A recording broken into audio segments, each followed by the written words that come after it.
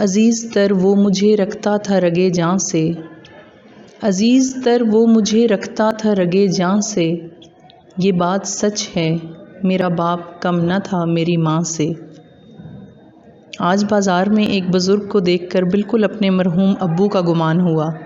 میں نے بے اختیار ان کو دیکھا اور دیکھتی چلی گئی، یہ سوچے سمجھے بغیر کہ کسی کو گھورنا اچھی بات نہیں۔ ابو کو ہم سے بچھڑے 3 سال سے زیادہ وقت ہو گیا۔ آہستہ آہستہ وقت ہر چیز کو دھندلا دیتا ہے، جانے والوں کے چہرے بھی۔ گزرا ہوا وقت کبھی بالکل ایک خواب کی طرح ہی لگتا ہے۔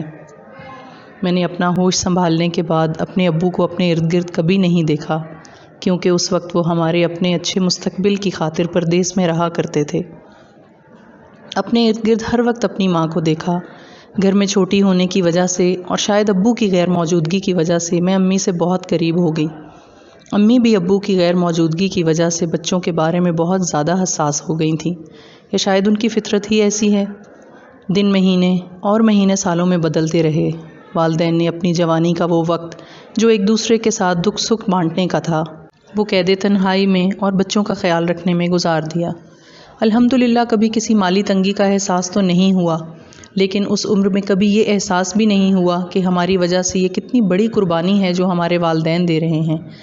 میں 17 سال کی ہو گئی، کالج کے فرسٹ ایئر میں تھی جب میرے ابو مستقل پاکستان واپس آ گئے۔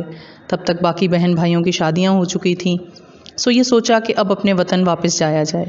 ہمارے والدین نے زندگی میں ہماری ہر وہ جائز خواہش پوری کرنے کی کوشش کی جو ان کے اختیار میں تھی۔ ایک میل ڈومیننٹ معاشرے کا حصہ ہونے کے باوجود اور ایک ایسی فیملی کا حصہ ہونے کے باوجود بھی میرے ابو نے اپنے بیٹوں اور بیٹیوں میں کبھی فرق نہیں کیا۔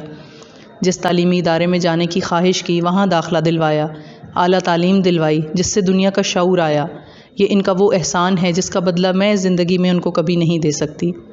چند سال پہلے میرے شفیق ابو دل کے عارضے میں مبتلا ہو گئے۔ اس کے بعد بھی تقریباً 6 سال تک زندہ رہے اور الحمدللہ آخری دن تک ایک صحت مند زندگی گزاری۔ اتنے حلیم اور شفیق انسان تھے کہ ان کے جاننے والوں میں کوئی ایسا انسان نہیں جو یہ کہہ سکے کہ ان کو کسی نے کبھی کسی کے ساتھ بد کلامی کرتے دیکھا ہو۔ اتفاق سے میں شادی کے بعد اپنی جاب کی وجہ سے اسی شہر میں رہ رہی ہوں، اور ابو کا مستقل ٹھکانہ بھی ہمارے شہر کے اندر ہی ہے۔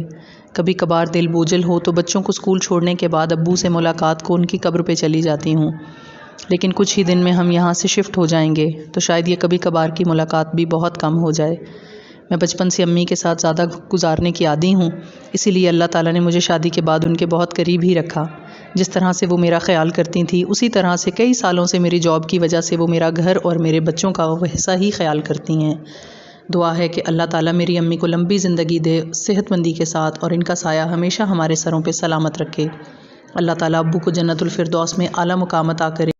جن لوگوں کے والدین حیات ہیں ان کو اللہ تعالیٰ صحت کے ساتھ لمبی زندگی دے، اور جو اس دنیا سے جا چکے ہیں اللہ تعالیٰ ان کی مغفرت فرمائے، آمین۔